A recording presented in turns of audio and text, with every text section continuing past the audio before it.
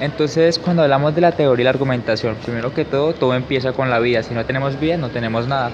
Empezamos con una contextualización en el siglo XX, en donde se habla de un lenguaje natural que está compuesto por la dialéctica y la pragmática. Se habla de tres países fundamentales en este inicio: Canadá, Estados Unidos y Francia. Se debe tener en cuenta que no se tiene un concepto claro de qué es la teoría y la argumentación.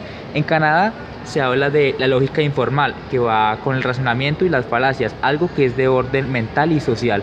En Estados Unidos ya se habla de una lógica formal y nos habla de un contexto sociocultural, un contexto que busca ser erradicado por los filósofos que hablan sobre la teoría de la argumentación. Y por último, en Francia tenemos la lingüística. Cuando hablamos de la teoría de la argumentación hablamos de Naes, de Williams, de Perelman y de Tullman. Cuando hablamos de Naes, primero que todo, él está apoyado por la sociología y por la psicología. Él nos habla de una teoría pragmadialéctica que nos habla de tres conceptos fundamentales. El primero nos dice que se debe eliminar ante todo las incomprensiones. La segunda, que se debe llegar a unos acuerdos con precisión. Y la tercera, que se debe expresar diferentes puntos de vista, pero puntos de vista claros. Y así se llega a unas conclusiones.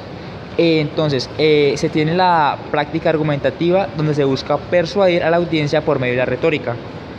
Después encontramos a William. William nos habla de unos criterios bases para poder hablar de cualquier tema o un tema considerado controversial o intratable. ¿A qué va esto? A que deben crearse ciertos criterios como una base para poder sustentar lo que se piensa. El primer criterio nos habla de tener claro lo que se considera razonable, es decir, que los argumentos sean válidos para ambos bandos. El segundo nos habla de un criterio convencional. El criterio convencional nos habla de llegar previamente a un común acuerdo para tener claras las definiciones para ambos grupos.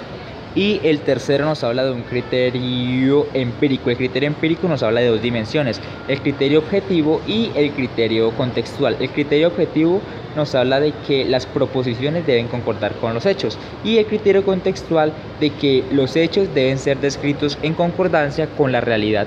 Entonces, hay unos criterios bases que tienen que estar contextualizados en un contexto sociocultural para que se pueda relacionar y asimismo refutarlo. Esos criterios base pueden ser muy subjetivos y van en relación al contexto siempre. Entonces, ya después tenemos a Perelman. Perelman nos habla de la semiótica y nos habla de una lógica formal, que la lógica formal está basada en el conocimiento científico.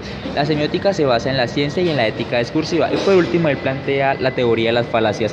Esto nos habla de cómo las falacias pueden ocasionar un giro lingüístico, lo que causaría que tengamos que utilizar una normatividad a la hora de comunicarnos o en la comunicación. Y por último se encuentra Tolmin. Tolmin nos habla de una argumentación que se basa en la lógica factual. Esto nos habla de una teoría práctica, una razonabilidad y una dimensión práctica. Tolmin nos habla de la argumentación como un organismo que tiene varias partes y inclusive puede llegar a tener enfermedades que se basan en las falacias. Esto cómo afecta a un organismo nos habla de un esqueleto tiene distintas partes que lo componen, todo va rondando y va simétricamente funcionando. Tolmin también nos habla de las creencias que pueden llegar a ser verdaderas o creencias que pueden ser falsas, que se convierten en falacias. Estas creencias todas están determinadas por la lógica. Y se llega a un conocimiento que también puede ser falso o verdadero según el estudio que se le dé. Eso sí se debe tener en cuenta que tanto las falacias como lo que es realidad se debe estudiar de una manera eficaz y puntual. Y ya para terminar, cuando hablamos de una teoría de argumentación aplicada, hablamos de en cierta fase de la epistemología, que estudia la epistemología, qué es el conocimiento y cómo lo conseguimos. Cuando hablamos de una teoría epistemológica debemos tener en cuenta el uso y la apropiación y el significado y el sentido que se le da a unas palabras por una correcta praxis. Pero, ¿cómo aplicaríamos la teoría de argumentación en la vida real, en la realidad?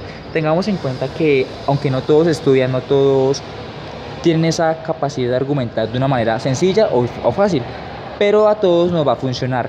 No es lo mismo que lo utilice un abogado que lo utilice un comerciante, pues en cierto caso sí. Un abogado tiene que convencer a un juez, a un tribunal, de que su cliente es inocente. Un comerciante debe mostrar que sus productos son los mejores y es lo que más va a funcionar para poder vender y tener subsistencia. Eso se ve en la vida diaria, día a día, una constante, y aquí nos muestra la importancia de la teoría de la argumentación en la vida diaria de cualquier persona.